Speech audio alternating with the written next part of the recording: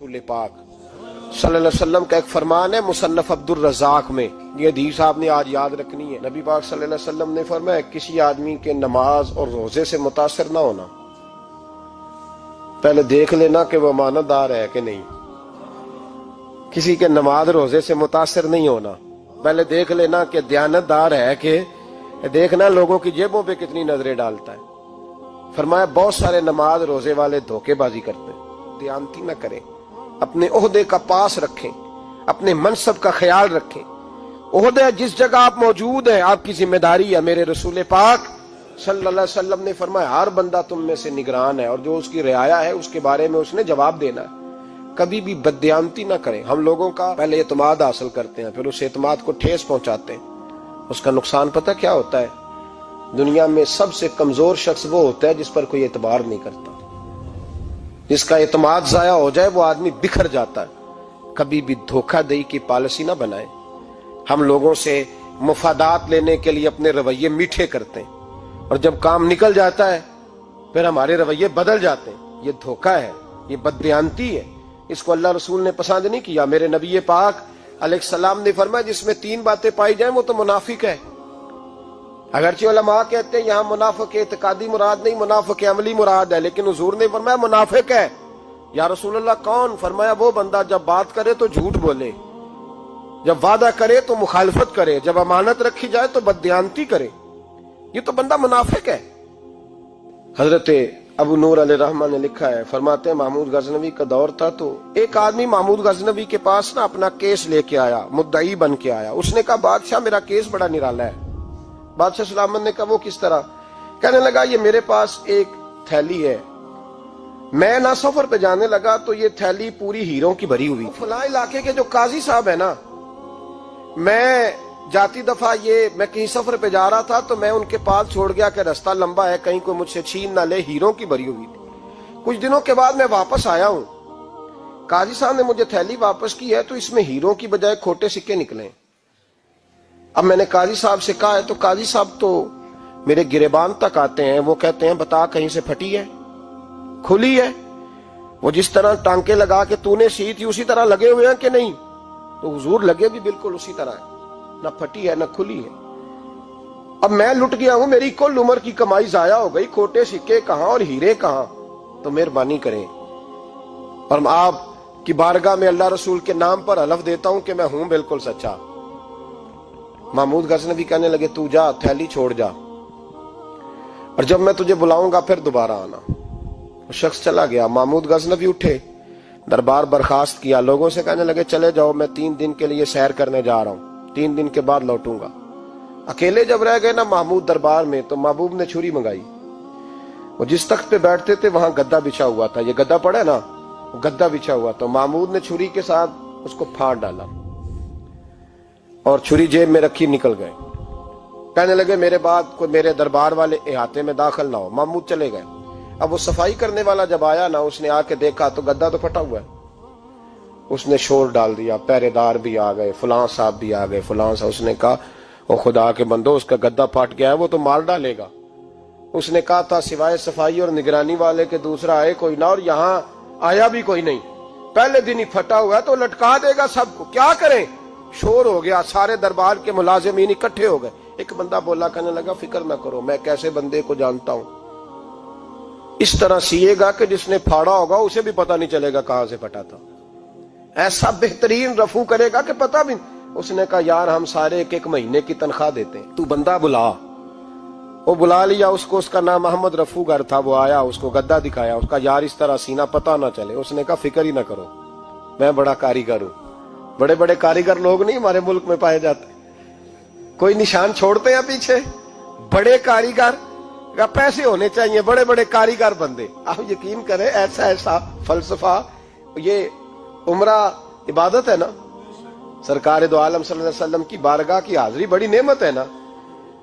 तो Saudi government ने पाबंदी लगा दी, खैर उनकी भी ज्यादती है। इस तरह की पाबंदियां शरीयत इस्लामिया में जायज नहीं। अल्लाह के घर मुसलमान जब चाहे जा सकता है, लेकिन वो कहते हैं जी 2000 रियाल दे जिसने 2 साल बाद भी आना है।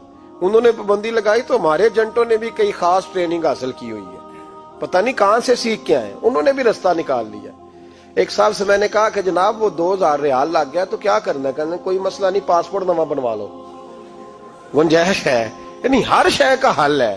اور میں نے کہا یار اب عمرہ کرنے جاتے وقت بھی بندہ دھوکہ دے کے جائے، اللہ کے گھر جاتے وقت بھی اس طرح کی حرکت کرے، کیا حال ہو گیا؟ ہر چیز کا لوگوں نے حل نکال لیا، ہر چیز کا لوگوں نے سٹائل بنا لی۔ ایسا نہ کریں، یہ درست نہیں۔ احمد رفو گر کہنے لگا اس طرح سیوں گا کہ پھاڑنے والے کو بھی پتہ نہیں۔ ان کا پیسے لے یار تو سی دے۔ اس نے سی دی، اگلے شام ہی لا کے بچھا دیا گدا۔ تیسرے دن بادشاہ سلامت آئے، آ کے پہلی نظر گدے پہ ڈالی، اس نے بلایا سب ملازمین کو، کہا کس نے سیا ہے؟ کہا جناب کیا ہوا؟ کہا یہ پھٹا ہوا تھا۔ کس نے؟ کہا نہیں پھٹا ہی نہیں۔ وہ کہنے لگے بنو مت، میں خود پھاڑ کے گیا تھا۔ تو بتاؤ صحیح سیا کس نے ہے؟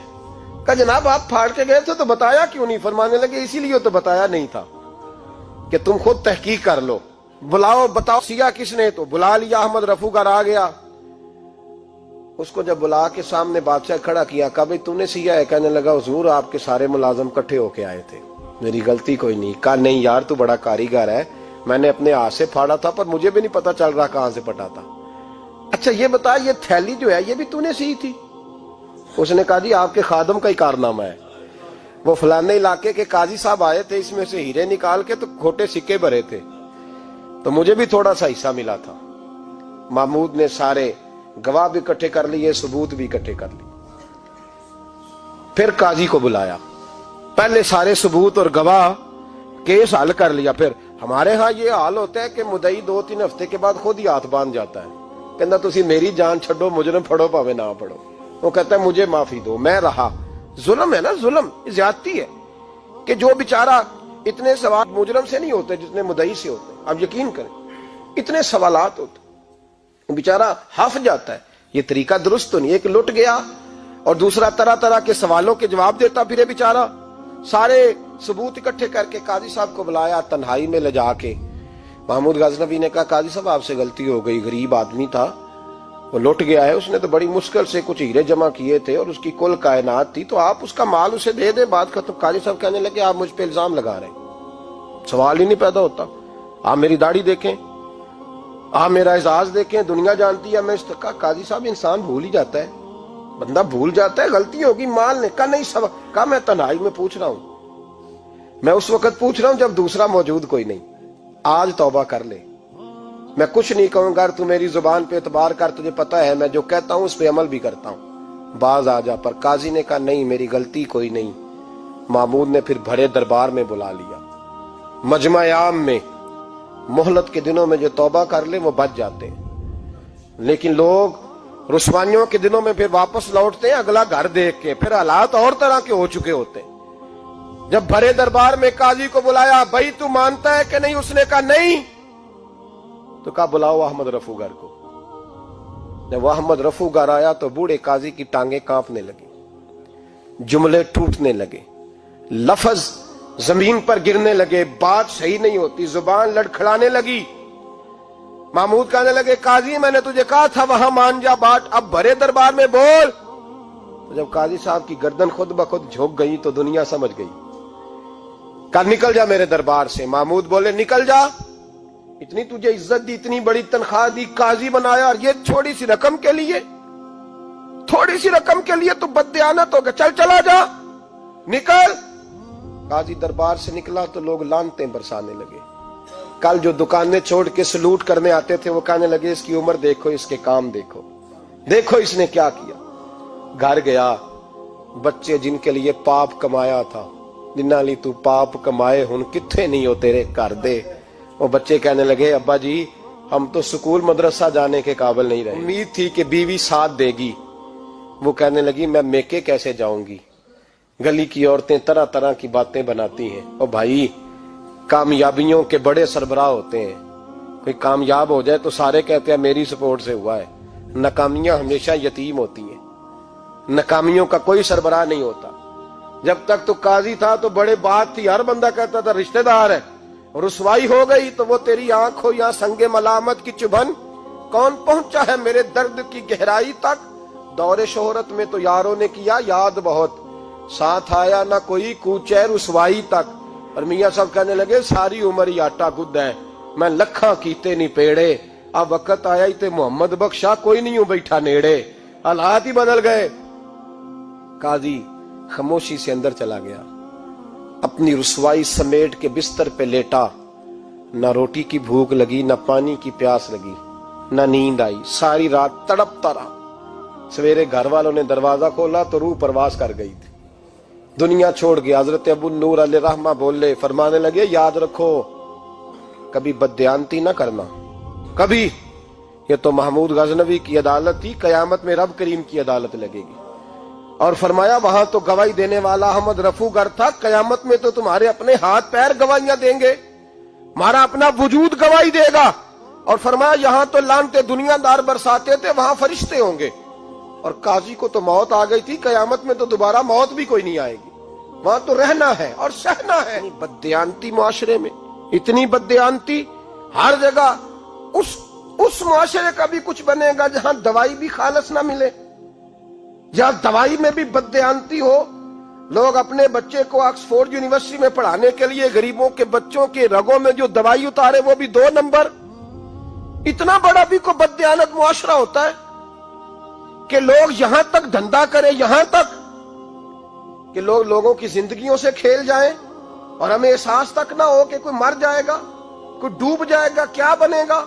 اور جس نے وہ اپنی رجسٹر کی دوائی کی، اس نے 2-4 لاکھ روپیہ لیا اور اس نے یہ نہیں سوچا کتنے انسان میری وجہ سے مریں گے۔